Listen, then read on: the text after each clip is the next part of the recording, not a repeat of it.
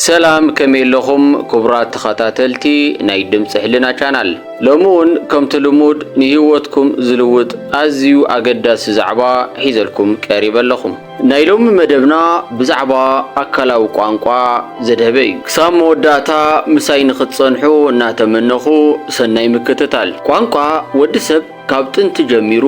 ሐሳባቱ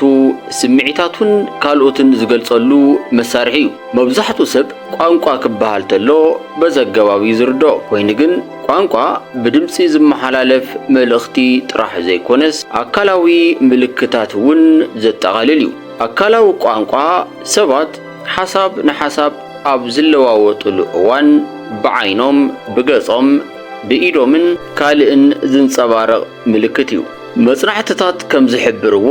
አካላዊ ቋንቋ ካብ ብዘረባ ዝመሓላለፍ መልእኽቲ ብዝበለጸ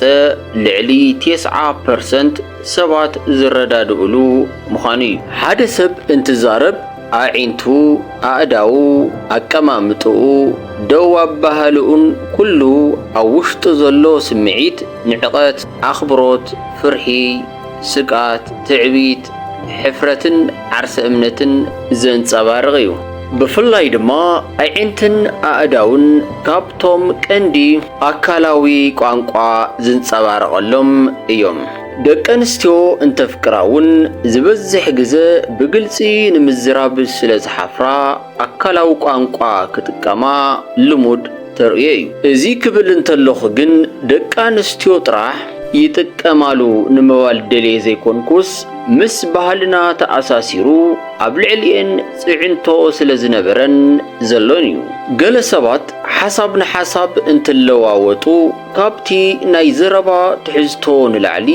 ኣብ ኣካላዊ ቋንቋ ልዑል ትኹረት ይገብሩ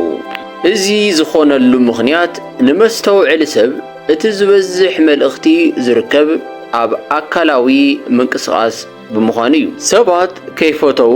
ዋላ ኣፎም ካልእ እናተዛረበ እንተሎ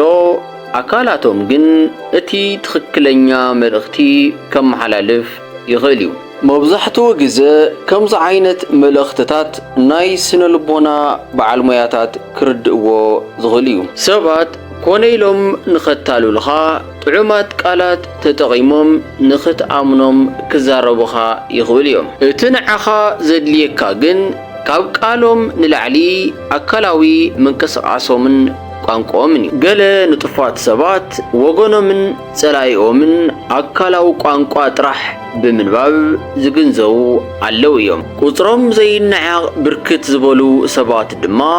ኣይኮነን ብአካላዊ ቋንቋ ክርድኡ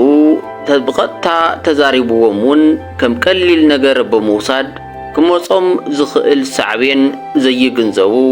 ኣለዉ እዮም እዚ ክብል እንተለኹ ሓደ ሰባት ከምሱልን ንኽእመኑን ኢሎም አዒንቶም እናነውዑ ተዛሪቦም ዘታልሉ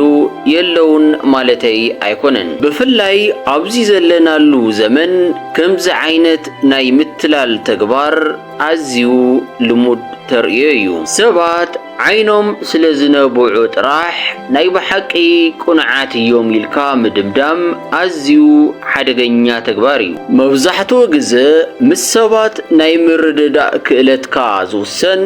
ብአካላዊ ምንቅስቓስካ ከም ዝኾነ ምፍላጥ ኣገዳሲ እዩ ነዚ እዩ ድማ ኩሉ ግዜ ምስ ሰባት እንትትዛረብ ዓይንኻ ብግቡእ እናጠመትካ ክትዛረበለካ ዝበሃል ምኽንያቱ ዓይንኻ እናጠመትካ ኣብ ትዛረበሉ እዋን ነቶም ሰባት ተመሓላልፈሎም መልእኽቲ እቲ ትዛረበሉ ዘለኻ ጉዳይ ክሳብ ክንደይ ዝኣክል ሓቂ ምዃኑን ከም እትኣምነሉን እዩ ብኻልእ ኣባሃህላ ድማ ልዑል ዓርሰ እምነት ከም ዘለካ ተንጸባርቐሉ እዩ ተዛሪቦም ዘይእምኑ ሰባት አካላዊ ቋንቋ ከም ዘይጥቀሙሉ መጽናዕትታት ይሕብሩ ርእስኻ ኣቕኒዕኻ ዓይንኻ ኣትኲርካ ብግቡእ እናጠመትካ ዘይትዛረብ እንተኾይንካ ሰባት ንዓኻ ዝርድኡኻ ዓርሰ እምነት ከም ዘይብልካን ኣብቲ ትዛረቦ ዘለኻ ጉዳይ እውን እምነት ከም ዘይብልካን እዩ። ስለዚ ንባዕልኻ ዘይኣመንካሉ ጉዳይ ሰባት ንኽኣምኑኻ ስለ ዝጽገሙ ዕሽሽ ክብሉኻ ይመርጹ።